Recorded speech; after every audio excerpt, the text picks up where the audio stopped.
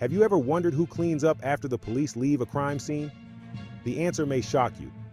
Today, I'm diving deep into the world of crime scene cleaners. It's not for the faint-hearted, but it's a job that's as fascinating as it is essential. Crime scene cleaners, also known as biohazard remediation specialists, step in after the detectives have collected their evidence. Their job? To restore the scene to its pre-incident state. They handle everything from blood and bodily fluids to dangerous chemicals and even tear gas residue. It's a job that requires a strong stomach, a meticulous eye, and a compassionate heart.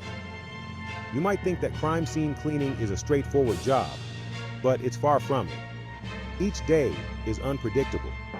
You could be cleaning up after a violent crime one day and addressing the aftermath of a hoarder's home the next. No two scenes are ever the same. It's a job that keeps you on your toes and teaches you to expect the unexpected. So, what does it take to become a crime scene cleaner? First off, you don't need a college degree. Many cleaners come from backgrounds in emergency services or the military. What you do need is specialized training in biohazard handling and disposal, which you can often get through certification programs. Companies like the American Biorecovery Association offer training that covers everything from bloodborne pathogens to personal protective equipment. Now let's talk about the twist. Crime scene cleaning is not just about mopping up blood. It's about helping people during their darkest times.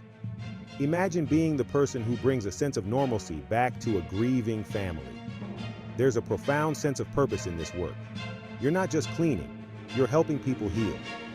But let's get to the part you're probably most curious about: the money. Crime scene cleaners make a decent living. On average, they earn about $20 to $35 an hour. That translates to roughly $3,500 to $6,000 a month. Annually, we're talking about $40,000 to $70,000. Experienced cleaners, or those running their own businesses, can earn even more, sometimes over $100,000 a year. Not bad for a job that doesn't require a college degree, right?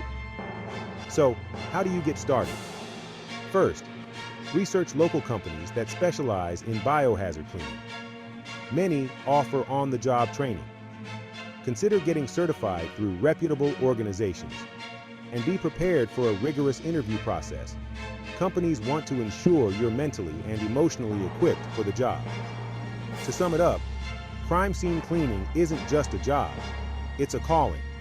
It's challenging, emotionally taxing, but also incredibly rewarding. If you think you've got what it takes, this could be the career you didn't know you were looking for. Thanks for watching. If you found this video eye-opening, don't forget to like and subscribe for more content on unconventional careers. Stay curious, and I'll see you in the next video.